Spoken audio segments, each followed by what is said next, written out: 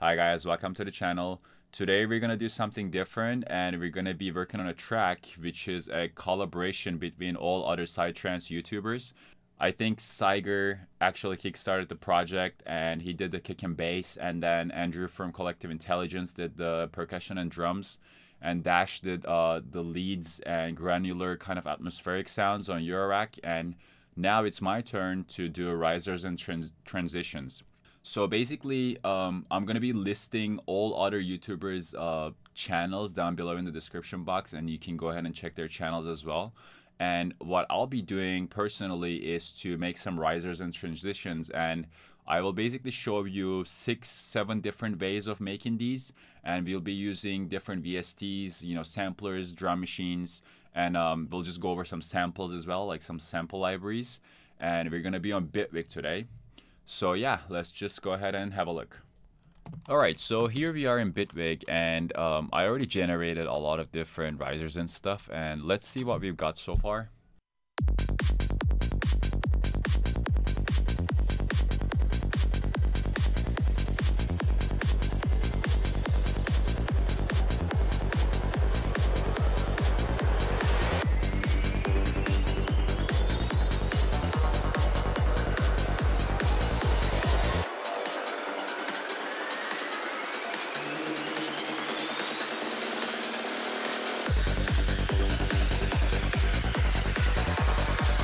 Alright, that sounds good to me. So basically what we'll do is to go back and do all of these from scratch. So I already mentioned that we'll be doing risers and transitions in different ways, and we're gonna get started with faceplant. So over here you can see it's kind of complicated. Basically what we'll do is to scrap this, and we'll do everything from scratch. So let's just open up a new instance. So here we have a new instance of faceplant, and basically we're gonna have different sound generators, and the best way to create a riser is to use noise generators. If you create a riser, basically the whole philosophy is to start it at a low point in the spectrum and then kind of like do a sweep up to the top of the spectrum. And if you're doing a transition, maybe you can go up and then you can come back down. And noises are really good for that. So let's just go ahead and create a noise. We're gonna start off with this one, and as you can see, it says harmonic 4x here. We're gonna put it down to 1, and we're gonna change the C to random right here. There are gonna be 2 oscillators, 2 noise generators, because if you see here on faceplant, they have different types of noise generators. So the first one was this one, which is more like sine wavy looking noise generator, and the second one is going to be this one, for which you can see there's no options of changing the pitch, but that's okay. So the second noise oscillator right now doesn't have any output. Let's give it an output, and both outputs are going to go to lane 1. So pretty much right now we have 2 sound generators, and one is going to sound louder than the other one. So I want this first one to sound somewhere between, I don't know, like -6, and the second one can stay over there. So this is going to kind of take precedence after a while. Also, this one we can change it to random or stable. You can change this to taste, but I think I changed it to random right here. So now what we want to do is to create motion. We just have basic, noise oscillators. And the way we create motion in these things is to use certain things. And we can get started with a filter. So if we do a low pass filter, basically, as I said, it's going to go from low to high. And we're going to be controlling a lot of things with one macro knob. And we can start this filter here at the really low level. And I think I did a couple more things to kind of spice up the sound. The first one being the flanger. So flanger is gonna add some like wacky like animations to the sound as we especially move forward up and change the depth and rate of how much flanger is being applied. And the second thing I did was the formant filter. So basically we're gonna be modulating this as well, and I think a lot of things I actually modulated with macro, but this formant filter, I modulated slightly different. And I added random to the parameters of this formant filter. So, but I don't want it to be this choppy. So what I did was to increase jitter and smoothness to the max for both. Basically, we apply this to X and Y axis of formant filter. So now you can see this little ball-ish thing is just moving around. It's just like nice. And the second one is gonna go to the X axis. So you can see with the randomization, it's just gonna move around on the formant filter side. And the rest is gonna be controlled with one macro knob. And then we can automate this macro knob and see, you know, however long you want to make this riser. It can be 8 bars long, 16 bars long, whatever. So let's just get this macro knob, and I'll put this to everywhere that I use it, and then I'm going to come back and start explaining what parameters I use it for.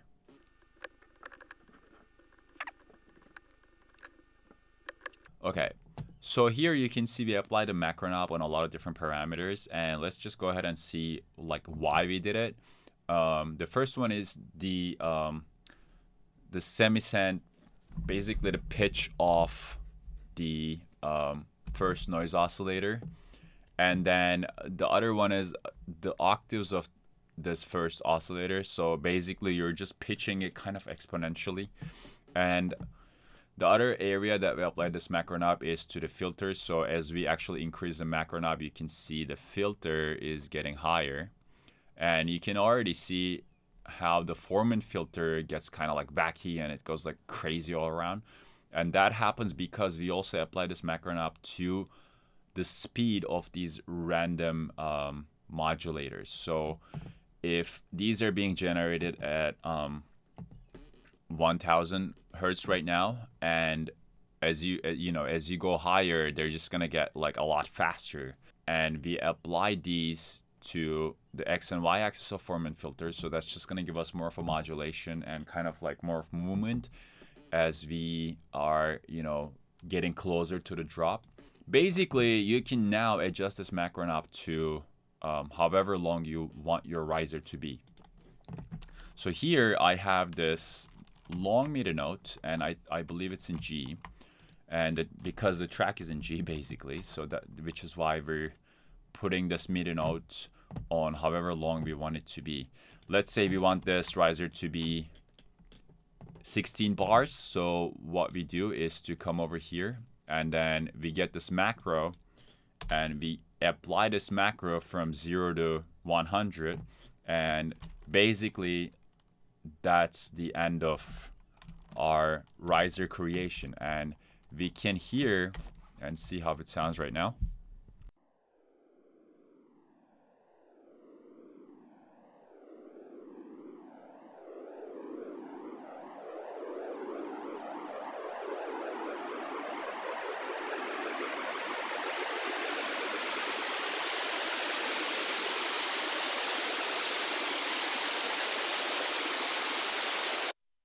All right, so you could see over there how it kind of, you know, started really slow, really gradual, and then as we move forward, you know, the volume gets higher and everything else gets like wackier as you're getting closer to the drop.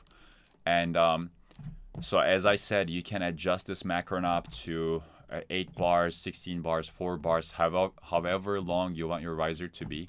And I'll be and you can go ahead and do this. You can generate let's say if you bounce this to, you can bounce this, and then this is gonna be your 16 bars. You can do the same. You can do 8 bars here, and then you can change this to 8 bars. You can bounce this, and then this is gonna be your 8 bar, and so on and so forth. So basically, you know, applying everything to that macro gives you the ability to just change your automation parameters, and then basically you'll just have your riser however long you want it to be. So I did it to 4 bars over there. I can just bounce it, and then you see kind of ends on 4 bars because I didn't delete this, but you can pretty much do this thing. So that is one way of doing risers. in faceplant. Now let's go ahead and do another riser in Vital. And before I go to Vital, I just want to play this with some kick and bass so you can see what kind of effect it creates. I'm just going to get the 4-bar one because it's a lot shorter.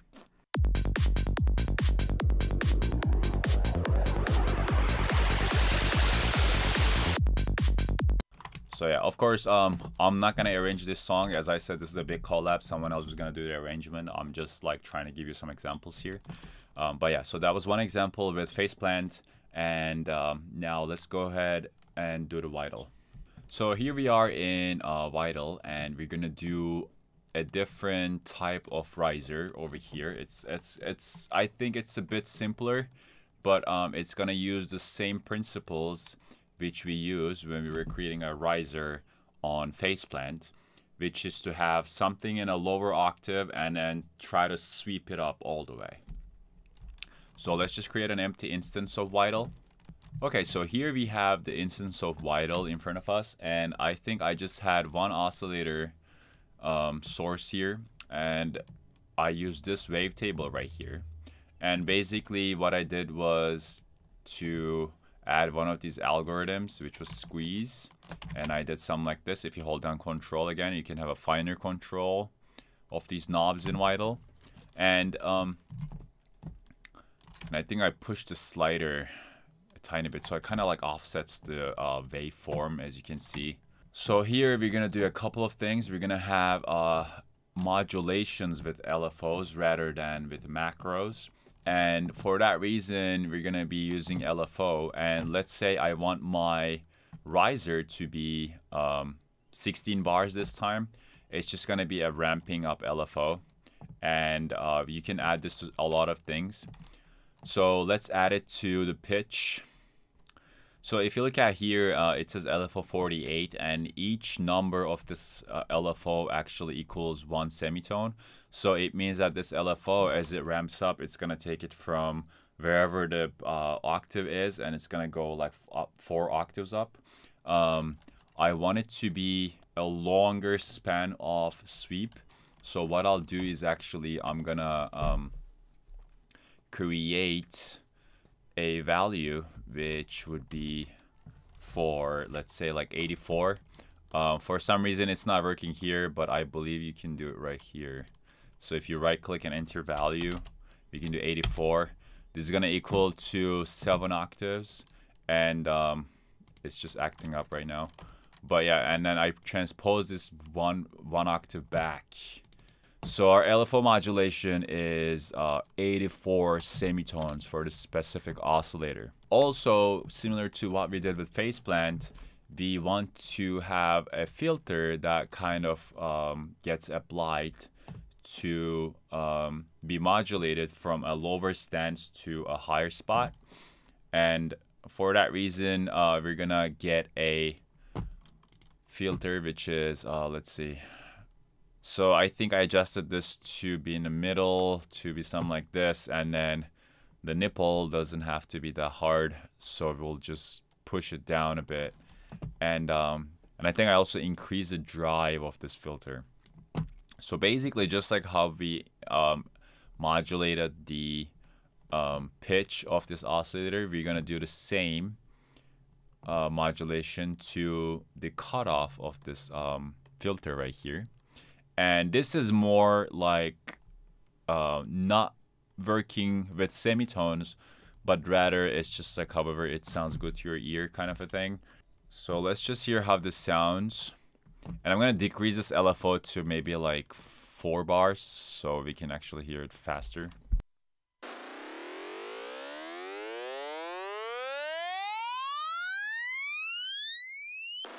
So you can see there we're getting that definitely like that pitch modulation going higher.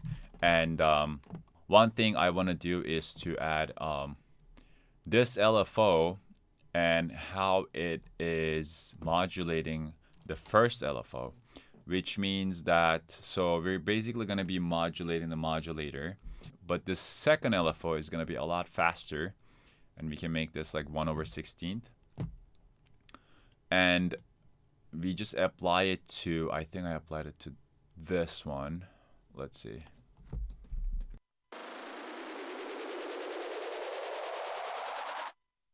So if you could hear over there, it's more of like, yeah, rather than going, you know, like gradually and just changing its pitch slowly. It's more like a ping pong kind of an effect that this one creates when it gets applied to the transpose of LFO1.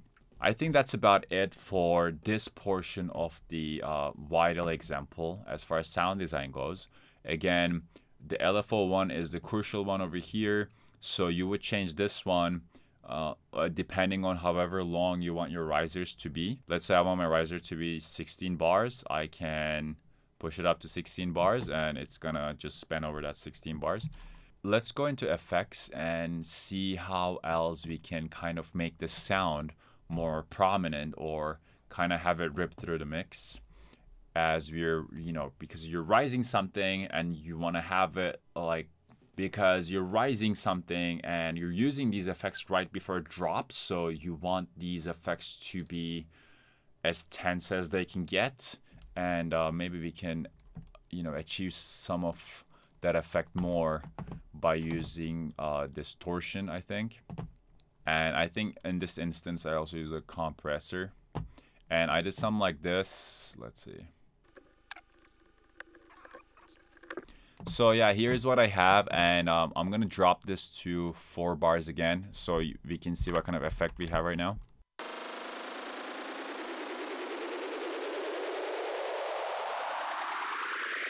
Okay, that sounds pretty good. And what I'm going to do is to change this to 16. So again, as I said, let's say you want it to be 16 bars. We have a 16 bar MIDI note over here. So if I wanted to bounce that, I could do that. One thing you'll realize after you bounce it is that it's the same level kind of, but you want it to gradually, you know, peak in. So you can bounce these and then you can just do this to give it, you know, more of like a fade in effect, or you can do the same thing within Vital where you can apply this LFO to the gain of your sound over here. So if you had our output, I don't know, something right there, and then you apply this LFO over here, it already shows you where it's gonna go with this like light line over there. So you can do that as well. I just find it a lot easier to do it with, after I bounce it, I just do a fade in Bitwig, and you can change this fade and you can kind of differentiate how it's acting. So that's pretty much what we're gonna do with Vital today, and I might do a different tutorial on, you know, how to more elaborate on our risers and transitions, but it's not the purpose of today's tutorial. Today's tutorial is gonna be showing you different ways of how to make these risers, and we're gonna go ahead and do our third way of creating these risers, which is to use a sampler. So let's just go ahead and check that. All right, so let's chuck a sampler here.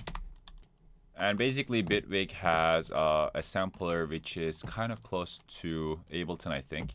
And we have this child voice sample over here, and I'll just let you listen to. Mom?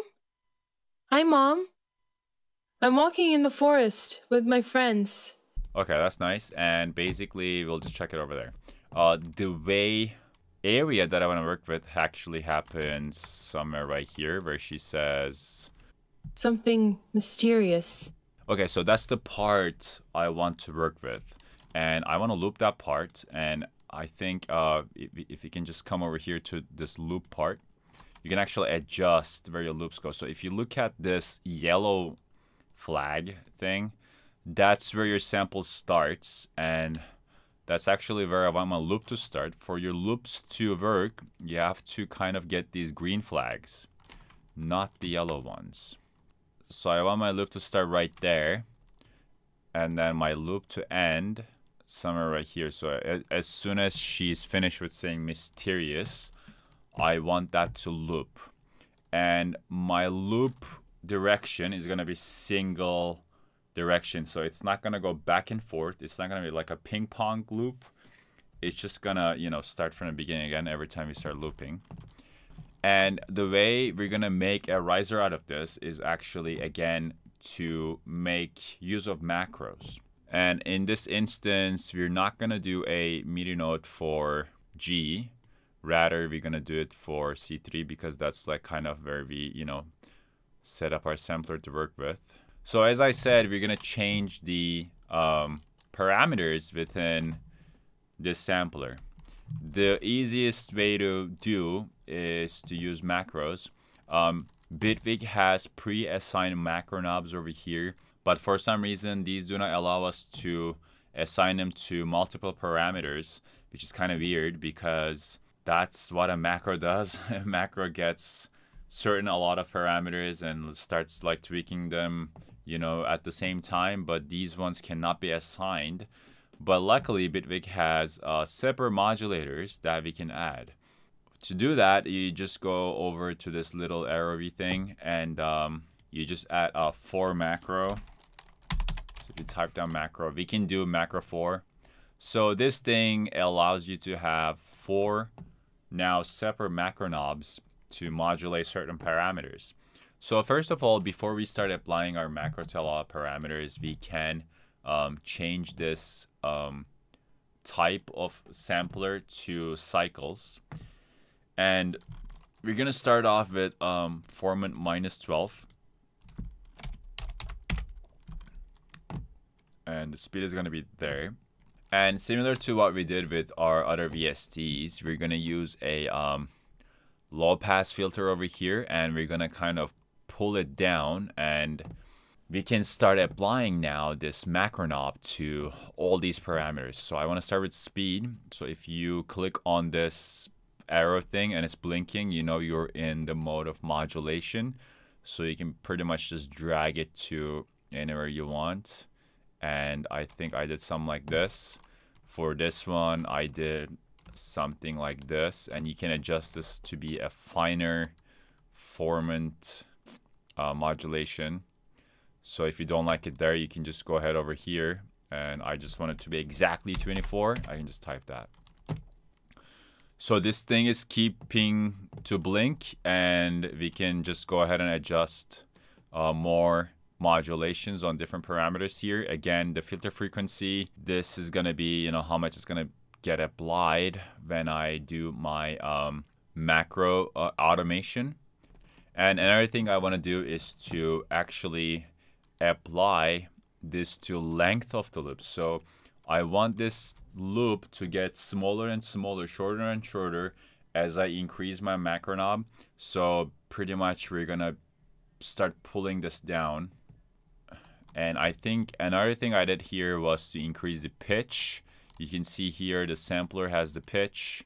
You can transpose it to, I think I did 1 octave here. So again, if you cannot get this right, okay, we got it. You can always go back here and actually type like, okay, I want it exactly to be 12 semitones. Go ahead and type that. And let's just hear what we got after we assign all these parameters to be modulated by our macro knob. And I'm going to try to modulate this thing as it's playing. Something mysterious, something mysterious, something mysterious, something mysterious, something mysterious, something mysterious, something mysterious, something. Okay, I think I actually like it there. So maybe I can just start putting the automation lane over there. So what I did was maybe like 85, so you can adjust this to be on somewhere around 85. And then we can start with 0. So pretty similar to what we did with our phase plan example, where we had the macro to start at 0, and then as we, you know, increase it, it's just gonna start rising up. So this one you can add, I think, more effects. So if you hit on this effects right here, it's going to, Bitwig is gonna have these effects applied to the specific sampler. So it's kind of creating this effects rack, if that makes sense, rather than applying it to the channel itself. So here we can add a black hole, maybe reverb, and I'm not gonna mess with this too much, but I can just do this right here. Yeah, I mean, you can add a lot of things basically, but I think another thing I did was to EQ it and just cut the lows. So again, you can go over here after you actually generate your reverb, and you can just cut the lows over here. So pretty much, maybe you're not going to be able to hear this entire effect for 8 straight bars, but it'll start building slowly and gradually, kind of like rip through the mix. And let's just hear how it sounds.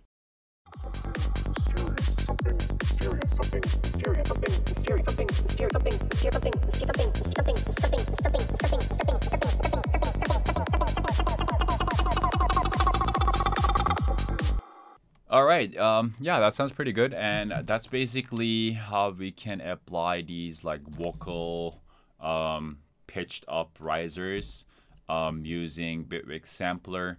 And again, it's really pretty much similar to, I think, Ableton sampler, even with like the algorithms and everything. But yeah, it's a lot more intuitive, I think, with using all these modulators that are possible for us to use. And yeah, it's pretty cool.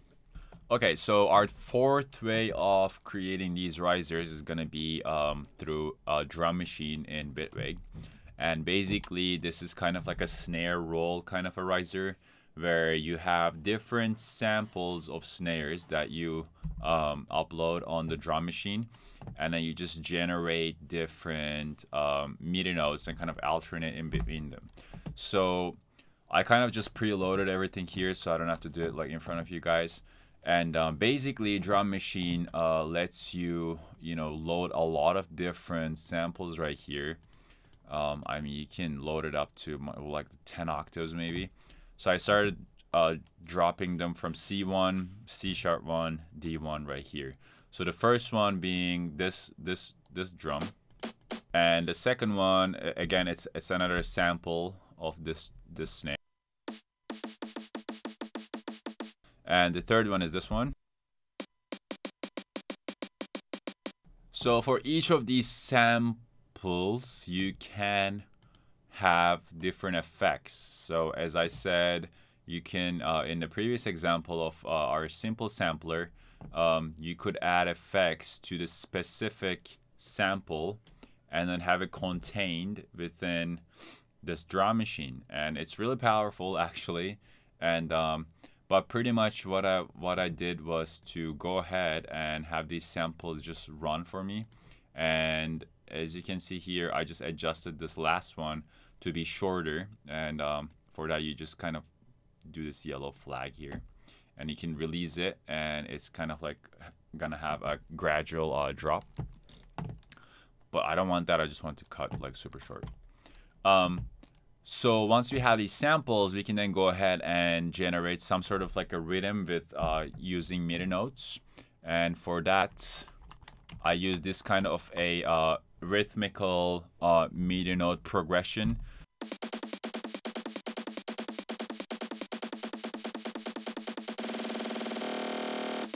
So basically, we have, these samples and everything, and the heavy lifting is done when you're actually picking up your samples and when you actually start putting them in kind of like a MIDI note progression.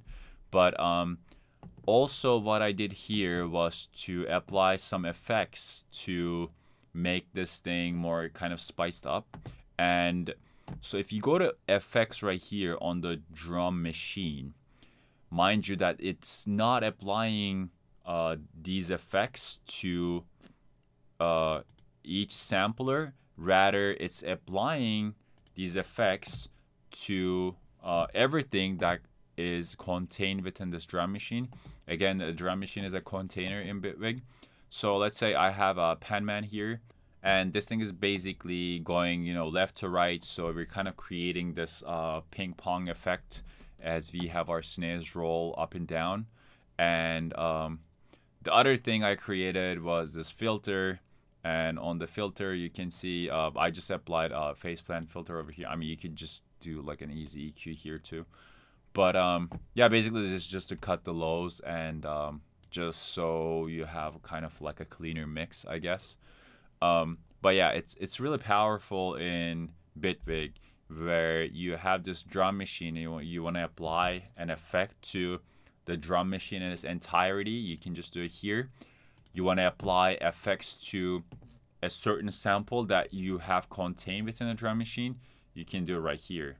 And in this specific example, let's say for the second snare, I want the transients to be sharper, so it kind of like kicks in a bit more impactfully, if that makes sense. So to this specific sampler, I just added the transient shaper effect, where I kind of, you know, push the attack, sustain a bit, so it kind of rips through that whole rolling kind of progression a bit more. And yeah, and the result was that. And yeah, before we went ahead and did anything else, I just wanted to mention these. And the last thing I want to do is to actually add a MIDI velocity modulation to these samples. Basically, what's that's gonna do is to have them gradually more again rise up, and it would have been really easy if I was in Cubase, but I found a kind of workaround in Bitwig for that. And there is actually a modulator called note velocity in Bitwig. So what you do is you just put this thing in front of everything, and I'll just show you what it does as I loop this MIDI progression right here.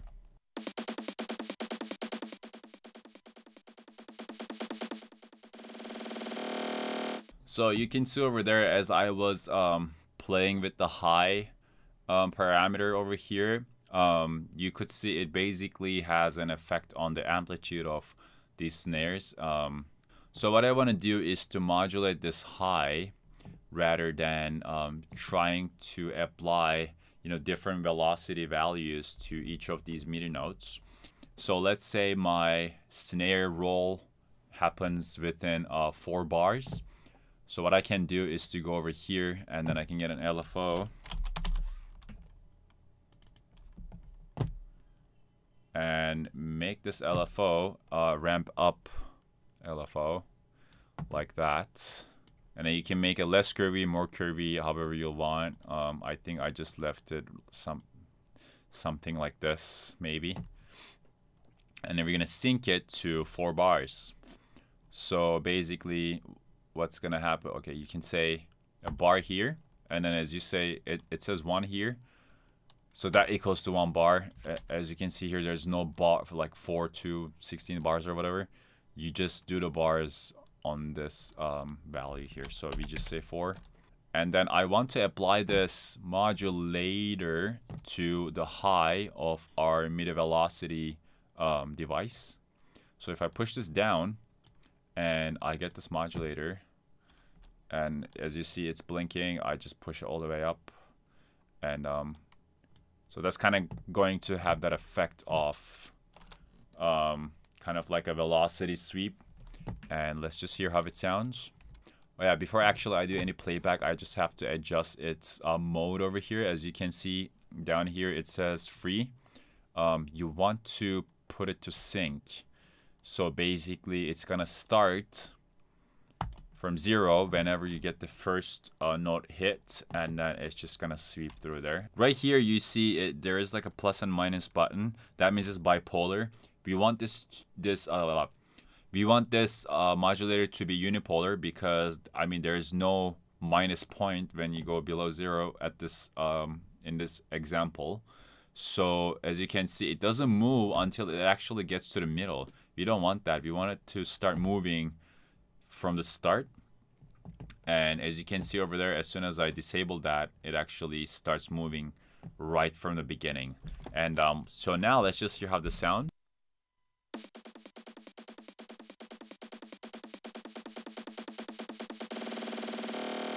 Alright guys, so that's pretty much how we can do a snare roll kind of rise up by using Bitwig's drum machine and the MIDI velocity device to create that rising effect.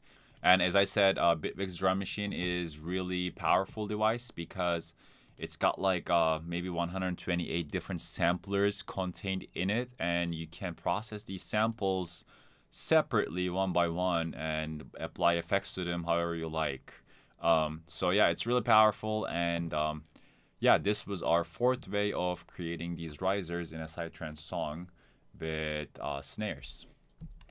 So now let's go ahead and check two other ways that we can make risers. This is more like we're not doing something from scratch. We're using more of like what's provided to us. And one way to do that is going to be with Contact. Alright guys, so this example of creating risers actually happens to be within Contact, and it's kind of like a paid expansion. Basically what this thing does is that it is designed specifically to create risers and you know, these like tension building moments. I don't think the intention for this was to have it be used by, you know, a lot of Psytrance producers. I feel like this was more created for maybe like movie makers, but in our case it definitely applies, and you can get really good examples with what you have. I just want to run you through this real quick. Basically you have four different algorithms that are working in tandem for each preset over here, and you can adjust this rise time, and this is the beat, and you can adjust it to seconds. We're gonna stick to beats, and each beat has, you know, each bar has 4 beats in it. So if you pull this all the way up to 32, that means you're gonna have an 8 bars of a riser effect. And let's just hear how this sounds by itself. This is just like the first preset that I uploaded over here, and you can kind of see how this thing kind of starts just working right off the bat.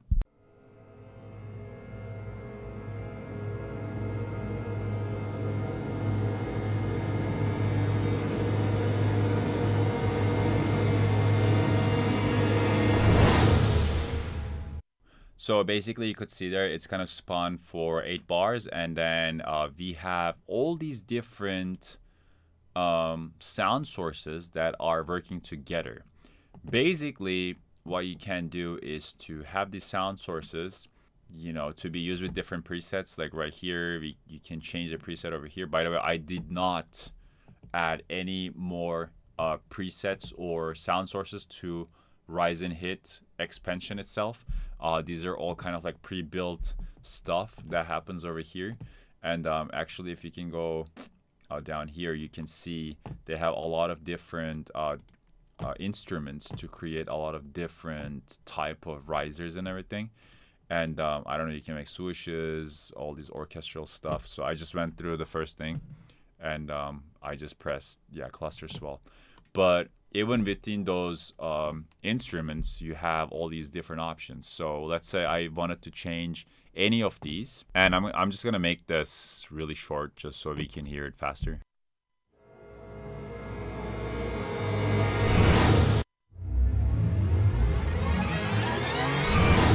So yeah, you can see here, there's, I mean, like millions of opportunities that you can create these Rise and Hit kind of effects. I'm just gonna go ahead and bounce one for you guys, just so you can see how it kind of sounds. And the way I process this is basically, it's just like going over any other preset pack and just try to find something that you like. But one thing I do is to cut all these decay times, because if you kind of realize what happened was, as soon as we hit that 4 bar or 8 bars or whatever we're working with, it has a decay time with a different kind of sample on the right hand side of our kind of like working preset. So you can see it says string list 2 here, it says cluster strings A here. So the moment you finish the cycle of, let's say, 8 bars, it's gonna start decaying with this audio until it kind of just dies down. So I don't want that. I just want to create that riser, and I want it to stop at the peak. So what I do is, like on the right side, I just go down and I just push these all the way down, so I don't hear anything as soon as I'm done with whatever is done on the left side.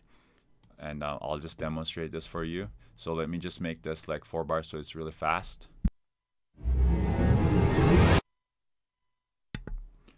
Yeah, so as you could hear over there, I mean, there's no like decay, there's no swoosh. It's just that, and then right after, you can basically do, I don't know, like your kick and bass drop, whatever you want. And I'm just gonna go ahead and generate this. So as I said, it's 32 beats. This is gonna be an 8-bar loop.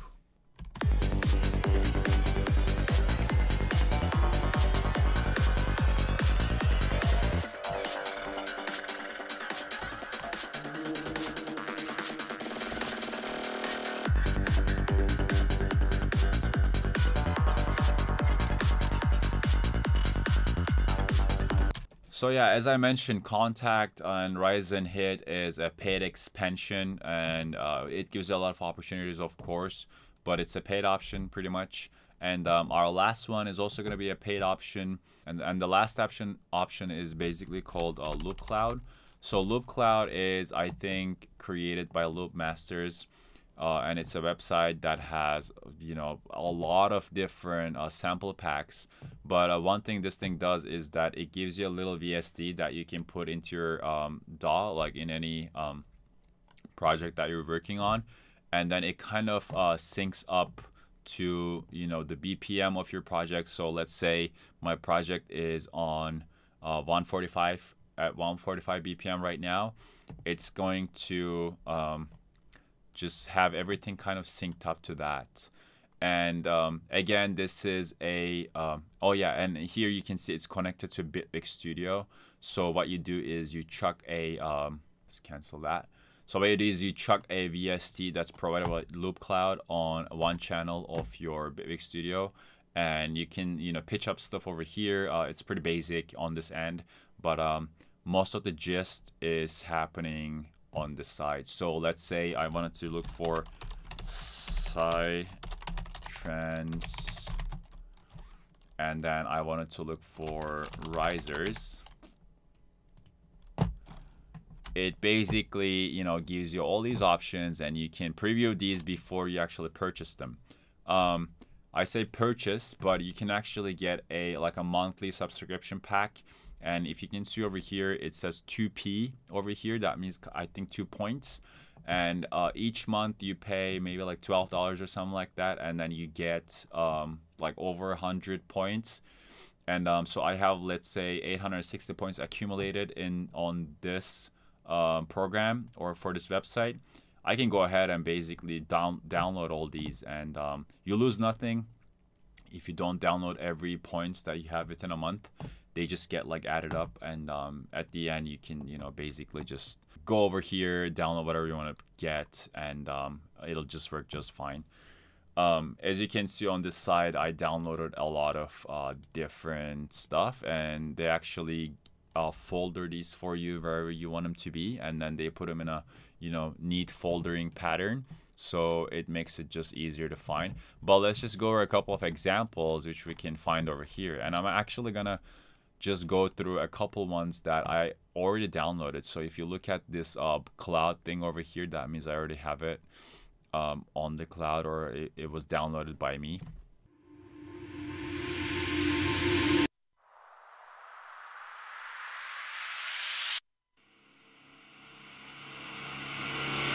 So yeah, as you can see, it gets you a lot of different results, and then it also gives you let's say you want to preview this sample, it gives you where it's pulling it from, like the entire sample pack.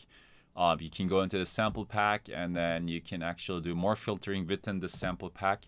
And if you want to go back to your search results, you can see all these tabs over here. You can go back to this tab, and you can say, okay, my search results are over here.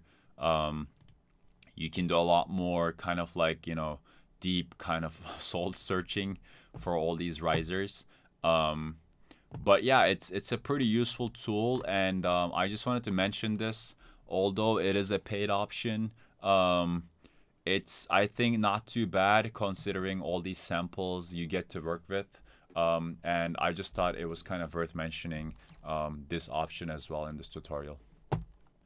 Alright guys, that was pretty much it for today. We've gone over a lot of different ways that we can create these risers and transitions with. One thing that I want to mention is that if you have a riser and you want to actually make it go down instead of make it go up, what you can do is to just get it and basically reverse it. So if you have a riser that's like that, I have on Bitwig just to reverse it. You can basically have this be a downshifter kind of an effect. So you can just apply this right after you actually do the drop, rather than right before you do the drop. And that's kind of my process of creating these downshifters. I don't go ahead and do like downshifting within the VST. What I do is I just create the riser and then I just reverse of what I did. With that, I just want to give you a little playback of what I've worked so far for this track.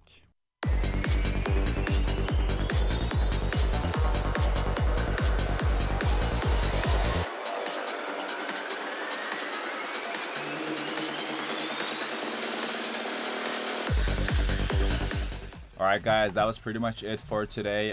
Again, I really want to thank all the other YouTubers that actually put me into this project. It's an honor to be working with you guys, and I look forward to seeing what you're going to come up with as well. Again, really thanks a lot to Saiger, Sidedrop, Dash Glitch, Collective Intelligence, Oli, there's Shep, there's Priest. All these Psytrance YouTubers are making a lot of great content, and hopefully we're all able to kind of help you in some shape or form. And I'm gonna list all of their YouTube channel links down below, and you can go ahead and check their channels as well. Again, thank you so much, and I'll see you in the next video. Bye.